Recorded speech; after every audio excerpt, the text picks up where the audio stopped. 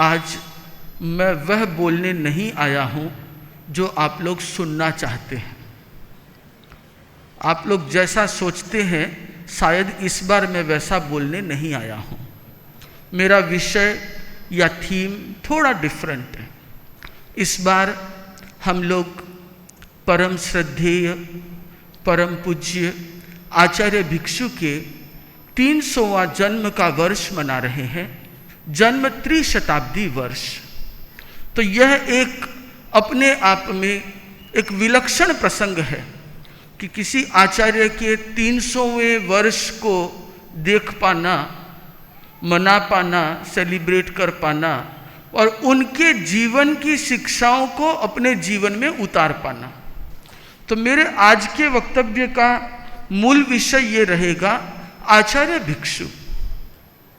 अब आचार्य भिक्षु और सभा प्रतिनिधि सम्मेलन, मुझे लगता है कि इन दोनों में सीधी सीधी तो कोई तुलना या समानताएं नहीं हैं, क्योंकि आचार्य भिक्षु के समय में ना तो सभाएं थी और न महासभा थी। वहाँ तो पूरा खाने पीने को आहार भी नहीं मिलता था, तो सभा और महासभा के ये प्रतिनिधि मिलने तो बहुत ही मुश्किल है। और कल्पना कर लें कि यदि आचार्य भिक्षु के समय में ये 600 सभाएं होती तो आज तेरा पंथ कहाँ होता। आचार्य भिक्षु ने जो अपने त्याग और बलिदान से जो नींव को गहरा किया, उसी के कारण तेरा पंथ धर्म संघ आज इतना पुष्पित, पल्लवित, फलित, फूलित हो रहा है। तो आचार्य भिक्षु के प्रसंगों में, उनके जीवन में, दर्शन में हम सभा संचालन के सूत्र खोज सकते हैं। तो मैं आज आपको कुछ आचार्य भिक्षु की कहानियां, कुछ आचार्य भिक्षु के जीवन के प्रसंग या उनके विचार, वो आप लोगों के साथ साझा करने आया हूँ। कुछ आप लोगों के सुने हुए होंगे, कुछ के कॉन्टेक्स्ट बदलेंगे और हम ये सोचें कि यदि आचार्य भिक्षु को एक मैनेजमेंट गुरु के रूप में देखा जाए या एज अ लीडर देखा जाए, तो उन्होंने अपने लाइफ के कितने ऐसे सूत्र दिए हैं जो हर सभा के अध्यक्ष के लिए मार्गदर्शन का काम कर सकता है। जैसे एक उदाहरण ही लूं, शुरुआत करना चाहूं कि आचार्य भिक्षु ने अपने जीवन में सबसे ज्यादा संघर्ष देखा।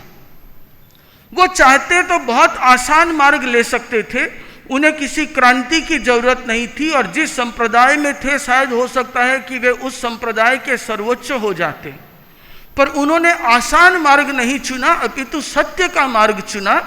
और सत्य के मार्ग में उनके सामने इतने विरोध और बाधाएं आई, फिर भी उन्होंने कभी भी अपना धैर्य नहीं खोया। विपरीत परिस्थितियों में भी मनुष्य को अपना धैर्य नहीं खोना चाहिए। ये हम आचार्य भिक्षु के जीवन से सीख सकते हैं। आप लोग चूंकि सभा के अध्यक्ष या पदाधिकारी लोग हैं, तो मैं बहुधा देखता हूं कि जो आदमी कल तक एकदम ठीक होता है, सभा का अध्यक्ष बनते ही वो सबके निशाने पर आ जाता है। सारा टारगेट वही हो जाता है कि अब इसमें गलतियां ढूंढो, इसकी गलतियां कहाँ हैं। समाज में हमारे बहुत से लोग ऐसे छिद्रान्वेषी होते हैं जिनका टारगेट ये होता है, अध्यक्ष बनते ही नहीं, अध्यक्ष का पर्चा भरते ही शुरू हो जाते हैं और उनकी 7 पीढ़ियों तक भी कोई गलती हो तो ढूंढ के ले आते हैं कि ये तो योग्य ही नहीं है। कल तक तो योग्य थे, आपकी टीम में थे तो योग्य थे, और आपकी टीम के अलग होकर के पर्चा भर दिया तो उनमें ये कमी है, ये कमी है, ये कमी है। वहां से विरोध झेलना शुरू होता है। उस समय में नेतृत्व का क्या काम है कि बड़ी शांति के साथ उसको भी हंसते हंसते झेल जाना, कभी रिएक्ट नहीं करना। विश्वक मुनि तो बहुत सी बार कहते हैं कि रूम के बाहर एक बोर्ड लगा दो, वो जलते रहे हम चलते रहे, अपना काम करते रहो। आचार्य श्री महाश्रमण जी कहते हैं कि अपनी आलोचना का जवाब जबान से नहीं, अपने महत्वपूर्ण कार्य से दो। यही आचार्य भिक्षु ने किया। कभी उन्होंने विरोध करने वाले के विरोध करने के लिए उनके पीछे नहीं पड़े, जहां अपेक्षा थी उसका उत्तर दिया, प्रतिकार किया, बल्कि बहुत शांति के साथ उन सब विरोध का सामना किया। एक मूर्ति पूजक मुनि हुआ करते थे उस जमाने में, जिनका नाम था मुनि खंती विजय जी। तो मुनि खंती विजय जी की वृत्ति थोड़ी सी उग्र थी और बहुत प्रसिद्ध थे कि ये एकदम उग्र स्वभाव के हैं। उनसे चर्चा करना अपने आप में थोड़ा मुश्किल काम था। तो वे उस समय के तत्कालीन स्थानकवासी परंपरा के आचार्य श्री रघुनाथ जी के पास चर्चा के लिए आए और बोले कि मुझसे चर्चा करो। वे स्थानकवासी परंपरा के आचार्य, उनसे चर्चा शुरू की और जैसे ही उन्हें लगा कि ये बात मेरे अनुकूल नहीं है, रघुनाथ जी महाराज के हाथ से पन्ना लिया और उसे फाड़ के फेंक दिया। बोले कोई प्रमाण ही नहीं है, हल्ला गुल्ला मचाया, बोले मैं जीत गया, मैं जीत गया। तो उन्होंने देखा भाई ये तो तरीका नहीं है, ऐसे व्यक्ति को कंट्रोल करे कौन। तो उनके दिमाग में अपने पूर्व शिष्य की याद आई कि एक भिखण ही ऐसा है जो इसका उत्तर दे सकता है। और मुनि खंती विजय जी पूरे मारवाड़ में कहने लगे कि मैंने सब ढूंढियों के मुंह में अंगुली डाल के देख लिया है, किसी के दांत नहीं है, एक कालिया भिखण बाकी है। और उस समय आचार्य भिक्षु मेवाड़ में विचरण कर रहे थे, तो मारवाड़ के कुछ श्रावक आचार्य श्री के पास निवेदन करने आए कि आप मारवाड़ पधारो। और निवेदन करने तेरापंथी श्रावक नहीं आए, स्थानकवासी श्रावक आए कि आप मारवाड़ पधारो। तो आचार्य भिक्षु ने को भी आश्चर्य हुआ कि कल तक जो विरोध करते थे वो मुझे आज मारवाड़ बुला रहे हैं। पूछा कि क्या बात क्या है। तो कहा मुनि खंती विजय जी का प्रसंग सुनाया। तो बोले कोई बात नहीं, जब मारवाड़ आना होगा तब देखूंगा। और संयोग से आचार्य भिक्षु का मारवाड़ में पधारना हुआ। काफरला गांव में विराज रहे थे, वहां पे मुनि खंती विजय जी आए, बोले चर्चा करो। तो आचार्य श्री भिक्षु ने कहा कि करो चर्चा, बोलो। तो आचार्य भिक्षु ने कहा कि धर्म के नाम पर यदि कोई हिंसा करता है उसमें धर्म नहीं है, ये भगवान महावीर की वाणी है। खंती विजय जी ने कहा क्या प्रमाण है इसका? कोई प्रमाण नहीं है, यह गलत है। यदि धर्म के नाम पे भी कोई हिंसा करता है, यदि धर्म के लिए हिंसा करता है तो वह धर्म है। तो आचार्य श्री भिक्षु ने अपने आचारांग सूत्र की प्रति निकाली और उन्हें दिखाया कि ये देखो आचारांग सूत्र की प्रति में लिखा है। तो मुनि खंती विजय जी ने कहा कि ये तो तुम्हारी प्रति है, मैं नहीं मानता, मैं मेरी प्रति में देखूंगा उसमें क्या लिखा है। बोले तुम्हारी में देख लो। उन्होंने अपना आचारांग सूत्र निकाला, निकाल करके पन्ना पढ़ा तो पाठ तो वो का वही था। कोई डिक्शनरी में ABCD का क्रम कोई अमेरिका वाली डिक्शनरी में अलग हो और इंडिया वाली में अलग हो, वो तो होगा नहीं। आचारांग वही, पाठ वही, लिपि वही, तो सेम का सेम आचारांग का पाठ था। अब पढ़े तो पढ़े कैसे? तो पढ़े नहीं और उनका हाथ कांपने लगा। तो आचार्य भिक्षु ने कहा पढ़ो भाई, क्या पाठ लिखा है? तो पढ़े नहीं। तो आचार्य भिक्षु ने कहा आपका हाथ क्यों कांप रहा है? ठाणम सूत्र में हाथ कांपने के 4 कारण लिखे हैं। और पूरी परिषद बैठी थी, बाजार के बीच में चर्चा हो रही थी। बोला कि एक कारण तो लिखा है कि व्यक्ति का क्रोध के कारण हाथ कांपता है, दूसरा बीमारी के कारण हाथ कांपता है, तीसरा पराजय का भय होता है तो हाथ कांपता है, और चौथा कामोत्तेजना होती है तो शरीर में कंपन होता है। आपके चारों में से कौन सा कारण है? इतना सुनते ही तो वो भड़क गए। आचार्य भिक्षु तो शांत, और उन्होंने कहा कि साले का सिर काट दूंगा, ऐसी बात करता है मेरे से। आचार्य भिक्षु ने कहा कोई बात नहीं, आपने अभी कहा कि साले का सिर काट दूंगा, तो संसार की समस्त औरत मेरी बहन है, जितनी महिलाएं मेरी बहन है, तो हो सकता है मैं आपका साला लगता हूं, कोई बड़ी बात नहीं है। तो या तो ये बात सही है तो आप बता दें कि आपकी शादी किससे हुई, और नहीं तो मिच्छामि दुक्कडम लो कि मैं आपका साला नहीं लगता। और उनको और गर्मी चढ़ रही है। तो आचार्य भिक्षु ने कहा दूसरा आपने कहा कि सिर काट दूंगा, तो जब साधुपन लिया था तो एकेंद्रिय, द्विंद्रिय, त्रिंद्रिय, चतुरिंद्रिय, पंचेंद्रिय सबकी हत्या का, हिंसा का त्याग किया था, तो क्या भिखण नाम के साधु का आगार रखा था क्या? अब वो बोले तो बोले क्या, उनके श्रावक उन्हें वहां से उठा करके ले गए। कहने का तात्पर्य यह है कि कितनी ही विपरीत परिस्थिति क्यों न हो, कितनी ही निंदा आलोचना क्यों न हो, यदि व्यक्ति अपने दिमाग को शांत रखता है तो वो किसी भी सभा का अच्छे से संचालन कर सकता है। तो इसलिए कोई भी कारण हो, कितना ही विरोध हो, तो ये याद रखें कि ग्रहण हमेशा सूर्य को लगता है।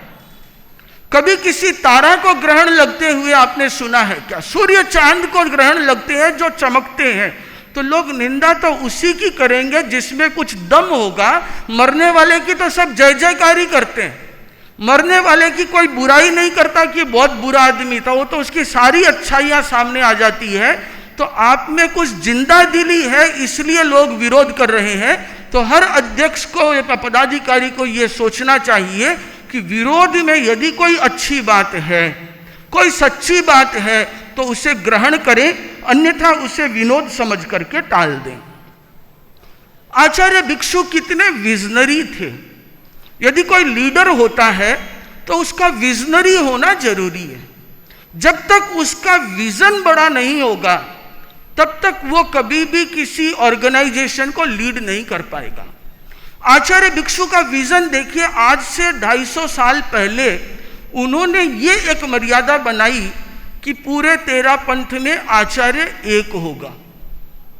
और जबकि आगम के अनुसार अनेक आचार्य हो सकते हैं, और उस समय तक होते भी थे। एक ही समुदाय में अनेक आचार्य होते थे, भगवान महावीर के समय भी होते थे।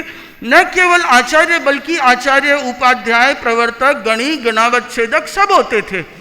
पर आचार्य भिक्षु ने देखा कि ये एक बहुत बड़ा कारण है संगठन में भेद डालने का, कि अनेक पद, अनेक पावर सेंटर, जितने पावर सेंटर होंगे उतनी समस्याएं बढ़ेगी।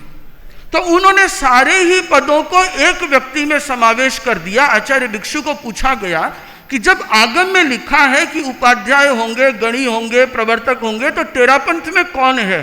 तो आचार्य भिक्षु ने कहा उन सभी 7 पद का दायित्व तो मैं ही संभाल रहा हूं। 7 नहीं है ऐसा नहीं है, बट 7 एक ही व्यक्ति 7 जगह संभाल रहा है। और ये उनका उस समय का विजन आज भी 13 पंथ धर्म संघ की अक्षुण्णता का कारण है। जहां किसी भी मूर्ति पूजक संप्रदाय के आचार्य के साथ मिलना हो, या स्थानकवासी संप्रदाय के आचार्य के साथ मिलना हो, दिगंबर परंपरा के आचार्यों के साथ मिलना हो, सभी बहुत ही उन्मुक्त भाव से और प्रमोद भाव से कहते हैं कि ये 13 पंथ धर्म संघ में जो एक आचार्य और एक गुरु की परंपरा है वो किसी में नहीं है। काश हमारे समुदाय में आ जाए तो हमारा समुदाय कहाँ का कहाँ पहुंच जाए। ये आचार्य भिक्षु विजनरी थे। उनका विजन था कि शिष्य शिष्या नहीं होने चाहिए, सब एक गुरु के हो, ताकि हमारा संगठन अच्छा चल सके। इसलिए हमारे यहाँ पे सभा संस्थाओं में भी एक अध्यक्ष होता है। जिस समय जिसे दायित्व दिया जाए वह अपने दायित्व को संभालता है और पूरा समाज उसके नेतृत्व में सही ढंग से काम करता है। कहीं कहीं पे आप देखेंगे कि उस गांव में 2 पावर सेंटर हैं, एक सभा है, एक ट्रस्ट है। तो जहां 2 पावर सेंटर होता है वहां ट्रस्ट की अलग लाइन चल जाती है और सभा की अलग लाइन चल जाती है। ट्रस्ट वाला बोलता है कि मेरे हॉल में यदि प्रोग्राम करना है तो नीचे लिखो सादर जैन श्वेतांबर तेरापंथी सभा और उसके ऊपर लिखो जैन श्वेतांबर तेरापंथ ट्रस्ट। क्यों भाई, ये ट्रस्ट कहां से आया? बनाया तो सभा नहीं है। आखिर केवल एक संपत्ति की सुरक्षा के लिए ट्रस्ट बनाया गया है, पर वो 2 एंटिटी और 2 पावर सेंटर हो जाते हैं। और दूसरा पावर सेंटर ये समझता है कि संपत्ति के रखवाले तो हम ही हैं और दूसरा तो इसे खा जाएगा। और मुझे नहीं लगता कि इतने बड़े मकान को कोई खा सकता है क्या। मैं तो रहूं तब तक ठीक है, दूसरा आए तो कब्जा कर लेगा, मेरा कब्जा चाहे चलता रहे। बहुत सी बार लोगों को देखता हूं तो कहते हैं कि ट्रस्टी बनना है, रुपया चाहे 5 लाख या 11 लाख लगे, बोले मेरा इसमें क्या है, मेरा रोल क्या रहेगा, मेरा पावर क्या रहेगा। अच्छा भाई, आप ट्रस्टी हो तो आपका ये रोल रहेगा। अच्छा, इसके बाद मेरा बेटा ट्रस्टी बनेगा कि नहीं बनेगा। तो मुझे तो कभी कभी समझ में नहीं आता कि ये अनुदान दे रहे हैं या कोई प्रॉपर्टी खरीद रहे हैं। मेरा अधिकार चाहिए, उसके बाद में बेटे का अधिकार चाहिए, पोते का अधिकार चाहिए। कोई जमीन खरीद रहे हो कि संस्था में अनुदान दे रहे हो? या तो ये बोलो कि आई एम परचेजिंग समथिंग, तो फिर मोमेंटो लेना बंद करो, पत्थर पे नाम लगाना बंद करो। तो नाम भी चाहिए, सम्मान भी चाहिए और हमें अधिकार भी चाहिए। तीनों चीजें कैसे हो सकती है? तो होना तो ये चाहिए कि जो दे दिया वो समाज को दे दिया। कन्हैयालाल जी पटावरी बैठे हैं सामने, ये हमेशा कहते हैं कि मैंने कितना भी दिया, पहली कंडीशन रख दी कि वहाँ दिल्ली अनुव्रत भवन परिसर या जो अपने साधना केंद्र का परिसर है उसमें मेरा नाम नहीं लगना चाहिए। बोला नाम नहीं लगा। और आज भी साधना केंद्र वाले परिसर में तेरापंथ भवन में किसी का नाम नहीं है। ऐसे और भी भवन है जहां नाम नहीं है। तो ये कहते हैं कि किसको नहीं पता कि मैंने दिया। ऐसा थोड़ी ना होता है कि लोगों को पता नहीं चलता। व्यवस्था समिति में लोग करोड़ों देते हैं, कहीं पे कोई उनका पत्थर लगता है क्या? पर यहाँ एक छोटी छोटी भूख हो जाती है कि मेरा नाम कहाँ लगेगा। और नाम कहाँ लगेगा नहीं, नाम के बाद में बेटे का नाम, पोते का नाम, पड़पोते का नाम, और ऊपर में बाप का नाम, दादा का नाम, पड़दादा का नाम। मुझे तो हंसी आती है कभी कभी, ये जब पारस चैनल के ऊपर में अमृतवाणी वाले पट्टी चलाते हैं, इतने नाम चलते हैं कि समझ में ही नहीं आता कि ये नाम चल रहे हैं, प्रसारण में सहयोग कर रहे हैं कि अपना प्रसारण कर रहे हैं। छोटी छोटी चीजें समाज में परिवर्तन मांगती है। आचार्य भिक्षु ने तो थिरपाल जी स्वामी और फतेहचंद जी स्वामी को भी अपने से बड़ा रखा। वो चाहते तो छोटा रख सकते थे, पर उन्होंने ये भी नहीं सोचा। उन्होंने सोचा कि मेरे से बड़े हैं तो ठीक है। उन्हें ये भी नाम की भूख नहीं थी। उन्होंने 2 पावर सेंटर क्रिएट नहीं होने दिया, इसलिए पावर सेंटर एक ही होना चाहिए। समाज जिसे स्वीकृत करता है, सभी एक ही आचार्य के नेतृत्व में चलते हैं, वैसे ही एक ही अध्यक्ष के नेतृत्व में चले, महासभा के गाइडेंस में चले, कल्याण परिषद के गाइडेंस में चले, तो हम आचार्य भिक्षु के मैनेजमेंट के अकॉर्डिंग उन सब चीज़ों को समाज के लेवल पे भी ला सकते हैं, ऐसा मेरा मानना है। आचार्य भिक्षु का एक और प्रिंसिपल था हार्ड वर्किंग। कभी भी उन्होंने आसान रास्ता नहीं लिया। 77 वर्ष की अवस्था में भी, चाहे प्रतिक्रमण खड़े खड़े करना हो, चाहे गोचरी के लिए खुद जाना हो झोली लेकर के। आजकल तो हम सोच भी नहीं सकते कोई संत किसी आचार्य को अलाउ कर दे, पर उस समय में आचार्य भिक्षु स्वयं अपना झोलका भी उठाते थे। हेमराज जी स्वामी की दीक्षा तक गोचरी जाते थे, घरों को संभालते थे। और आज भी क्यों, आचार्य श्री गोचरी नहीं जाए तो क्या हुआ, पूरे भारत का भ्रमण करके जिस तरीके से परिश्रम करते हैं, हम लोग 15 किलोमीटर का विहार करके आके सो जाते हैं, भाई थक गए। और आचार्य श्री जब 15 किलोमीटर की जगह 19 किलोमीटर भी चल के आते हो, उसके बाद भी लोगों को दर्शन देना और सीधा प्रवचन में आ जाना। एक दिन ये नहीं कहा कि मैं थक गया हूं, आज प्रवचन कोई दिनेश जी दे दो। इसे कहते हैं हार्ड वर्किंग। ये हार्ड वर्किंग हम अपने आचार्यों से सीख सकते हैं। और किसी की भी सफलता का सबसे बड़ा सूत्र होता है हार्ड वर्किंग। हार्ड वर्किंग ही एक सफलता का पैमाना है। आज यहाँ पे यदि 550 या 570 सभा उपसभा के लोग पहुँचे हैं, तो उसके पीछे कहीं ना कहीं मनसुख जी की भी तो हार्ड वर्किंग है कि हर गांव में जाके आए। गांव में जाके आए तो उन लोगों को लगा कि महासभा का अध्यक्ष यदि हमारे गांव तक आ सकता है, तो हम सभा प्रतिनिधि सम्मेलन में क्यों नहीं जाएं। यही नहीं, इनके चाहे उपाध्यक्ष हो, चाहे आंचलिक प्रभारी हो, चाहे कार्य समिति के हो, मुझे लगता है कि लगभग सभी जन अपने क्षेत्रों में जाते हैं। एम आई राइट? यस। तो ये हार्ड वर्किंग नतीजा देती है कि 570 सभाओं की उपस्थिति एक मंच पे हो। हार्ड वर्किंग परिश्रम का कभी भी कोई दूसरा ऑप्शन सब्स्टिट्यूट नहीं होता। इसलिए आप लोगों को क्या चाहिए, सब सभा के पदाधिकारियों को, कि जैसे महासभा आपके द्वार आई, वैसे सभा आपके द्वार। साल में एक बार प्रत्येक तेरापंथी के घर पे सभा के पदाधिकारियों को जाना चाहिए। चंदा मांगने नहीं कह रहा हूं, चंदा मांगने नहीं, सार संभाल करने। आप नहीं तो चंदा मांगने जाओगे तो लोग डरेंगे, बोलेंगे यार फिर मांगना आ गया।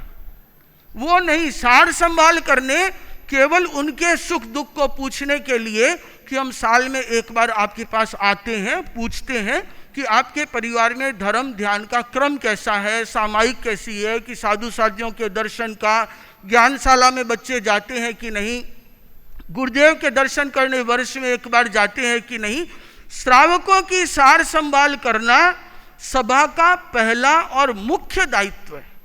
कार्यक्रम करना मुख्य दायित्व नहीं है। कार्यक्रम को यदि मैं कहूं तो वो दूसरी भाषा में कार्यक्रम को मैं कहा करता हूं कार्यक्रम। कार्यक्रम, कार्यक्रम। जहां कार्य कम है वहां कार्यक्रम है।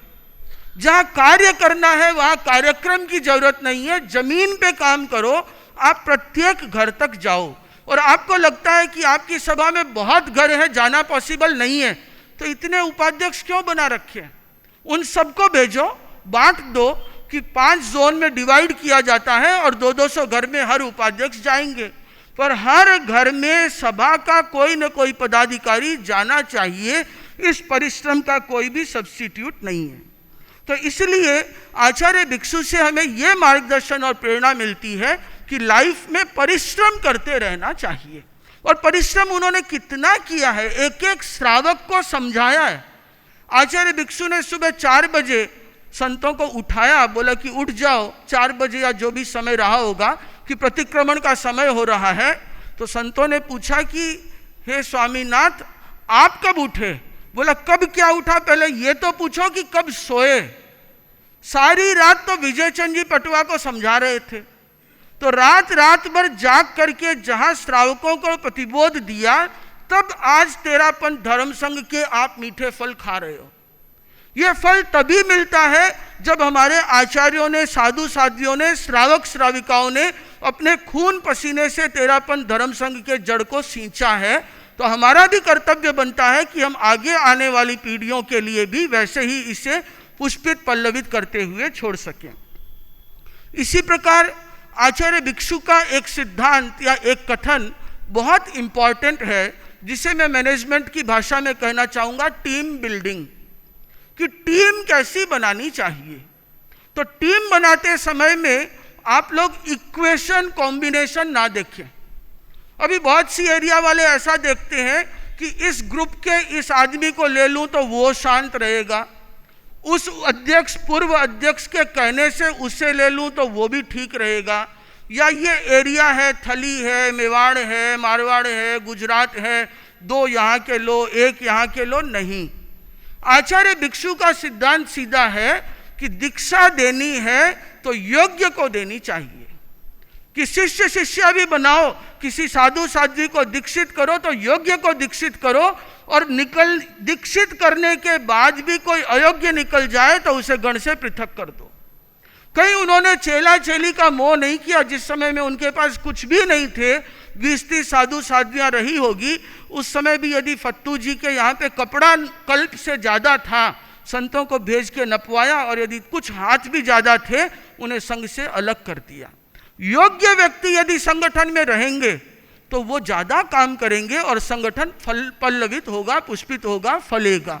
और अयोग्य व्यक्तियों की भीड़ इकट्ठी कर दी तो टीम तो चाहे कितनी ही बड़ी हो जाए पर वो काम नहीं करती। मैं तो ये भी कहना चाहता हूँ कि जिन लोगों को लगे पद पर आने के बाद कि किसी कारण से मैं काम नहीं कर पा रहा हूँ, हो सकता है चाहे आपको वर्किंग कमेटी में ही क्यों न लिया गया हो, तो आप लोगों को अपना रिजाइन कर देना चाहिए। और कुछ नहीं हो तो अनिश्चित कारण से कह दें, ऐसा कह दें कि कोई कारण नहीं बताना चाहता पर मैं इस्तीफा देना चाहता हूँ। ये नहीं कहें कि मैं कुछ काम नहीं करता इसलिए देना चाहता हूँ, पर इतना तो कह ही सकते हैं कि मैं किसी कारणवश देना चाहता हूँ। पर कम से कम उस स्थान को रोक करके धर्म संघ के साथ अन्याय तो न करें। स्थान भी रोक लिया और काम भी नहीं किया तो कोई दूसरा भाई आएगा और उस जगह काम करेगा। तो योग्य व्यक्तियों का सिलेक्शन इंपॉर्टेंट है, और उसके बाद योग्य न निकले तो उन्हें बहुत शांति से, प्रेम से वापस अपने साधारण सभा में भेज दें, ताकि आपकी टीम अच्छी रहेगी तो धर्म संघ का काम अच्छा हो सकेगा। ये कोई ईगो सेटिस्फेक्शन की या पर्सनल ग्लोरिफिकेशन की जगह नहीं है। सभा महासभा कोई मंच नहीं है कि जहां आके आपको कुछ शो करना है। ये तो एक सेवा का प्रकल्प है जहां आपको धर्म संघ की सेवा के लिए कुछ देना है। अभी मैं महासभा का कल ही पत्रक देख रहा था, जो टाइम टेबल, और मुझे बहुत अच्छा लगा कि उस टाइम टेबल में ये तो लिखा है कि अध्यक्ष का वक्तव्य है, अध्यक्ष जैन श्वेतांबर तेरापंथी महासभा या अध्यक्ष आचार्य महाश्रवण प्रवास व्यवस्था समिति या महामंत्री, पर यह कहीं नहीं लिखा कि मनसुख लाल सेठिया, अरविंद संचेती, कि विनोद वैद, किसी का नाम नहीं है।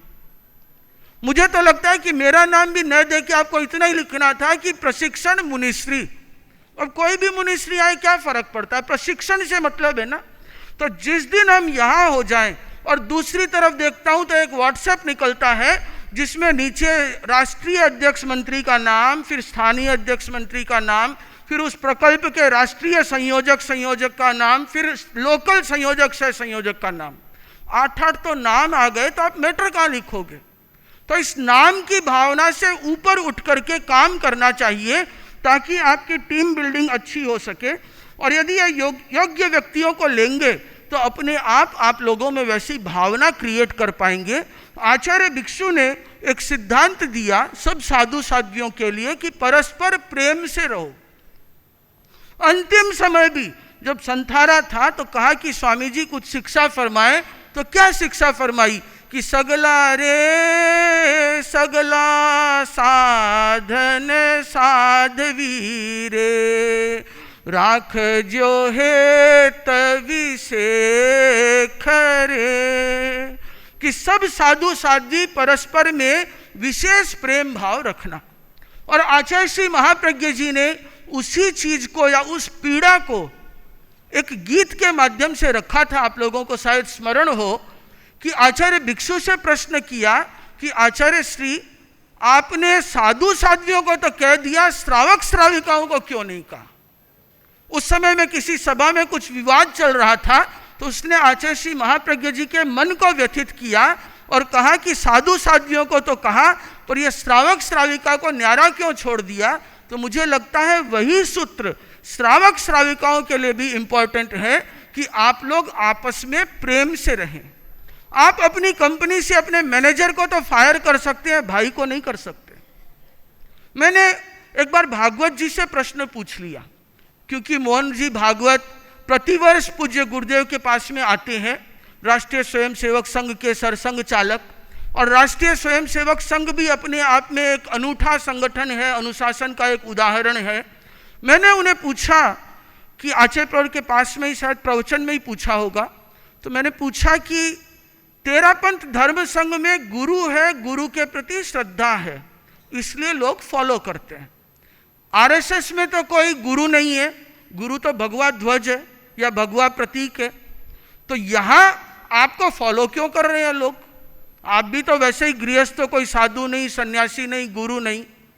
तो उन्होंने बहुत सुंदर जवाब दिया कि हमारे पूरे आरएसएस के अनुशासन का मूल मंत्र है प्रेम।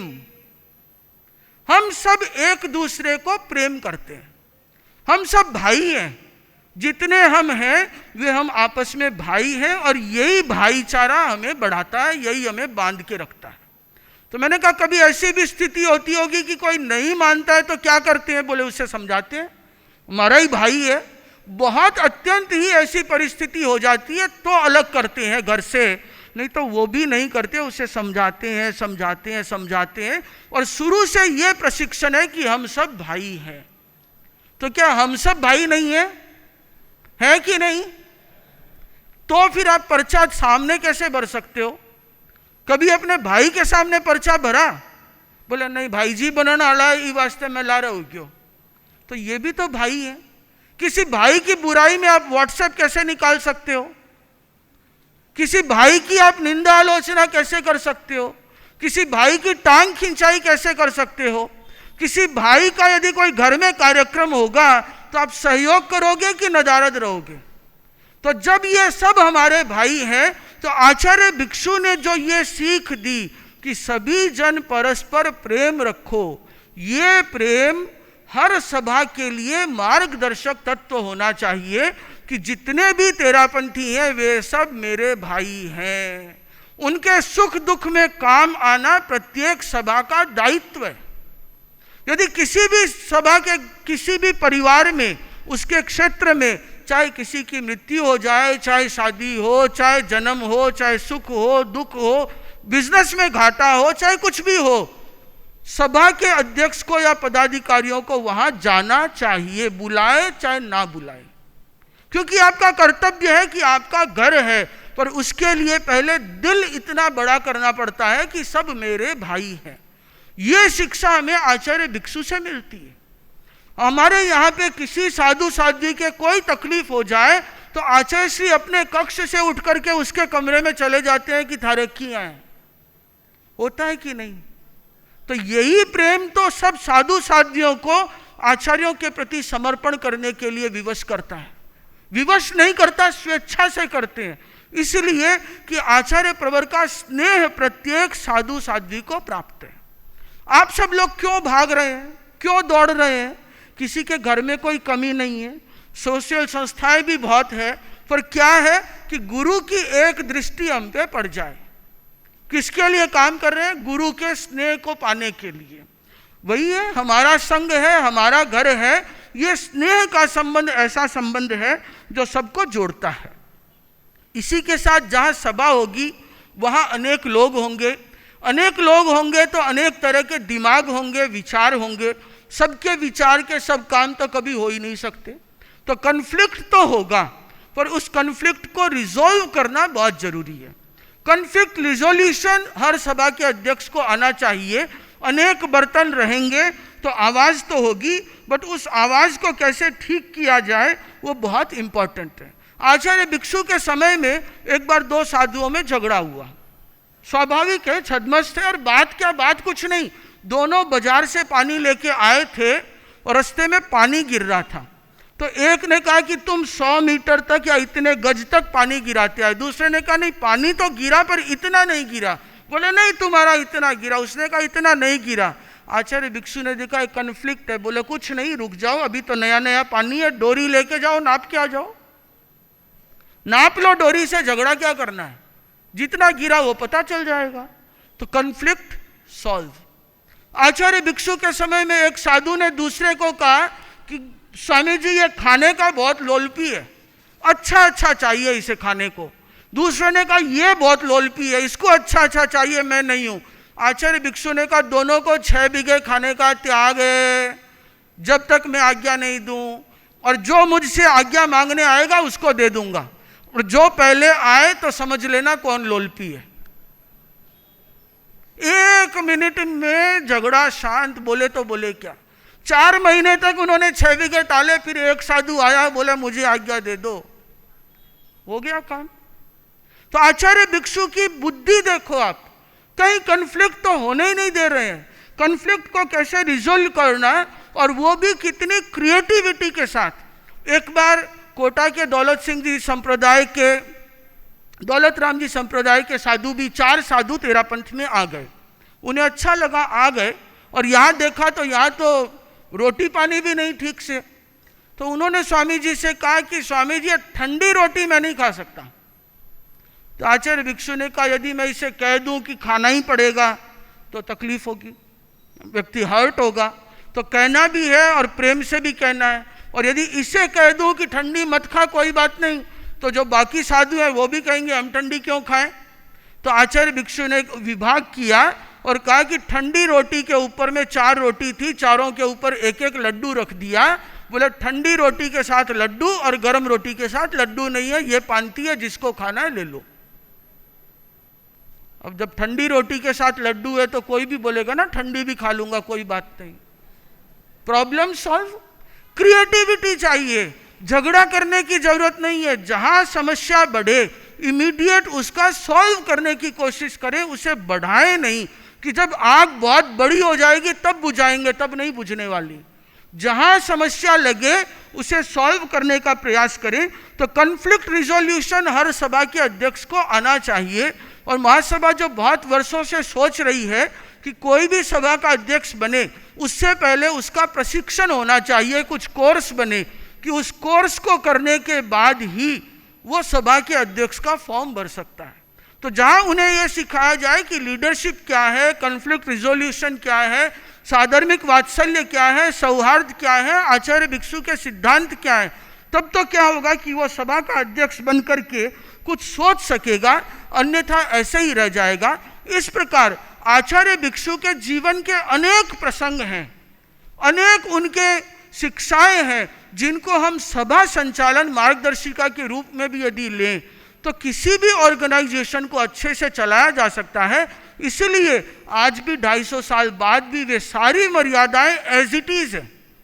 अदरवाइज कोई भी इतना पुराना ऑर्गेनाइजेशन आप ले लो जिसके कोर प्रिंसिपल्स को आज तक बदलना न पड़ा हो, तो राजीव सामने बैठा है, तो कहीं मैनेजमेंट में किसी कॉरपोरेट की स्टडी करके बताए कि ऐसा कोई ऑर्गेनाइजेशन यूएस, यूके, इंडिया कहीं भी है क्या, कोई कंपनी जो 250 साल से आज भी अपने उसी प्रिएम्बल पर चल रही हो जो उस समय आचार्य भिक्षु ने, जो किसी ना तो IIM अहमदाबाद के ग्रेजुएट थे, ना किसी हार्वर्ड ऑक्सफोर्ड से पढ़ के आए थे, पर वो उन्होंने जो मर्यादाएं दी आज इन सब विश्वविद्यालयों या कॉलेजों, इंस्टीट्यूट के रिसर्च के टॉपिक हैं कि कैसे 250-300 साल पहले एक राजस्थान में जन्मा व्यक्ति इस प्रकार की धाराएं बना सकता है कि वो आज भी वैसे का वैसे अक्षुण्ण रह सके। आचार्य भिक्षु को नमन करता हुआ मैं अपनी बात को विराम देता हूँ।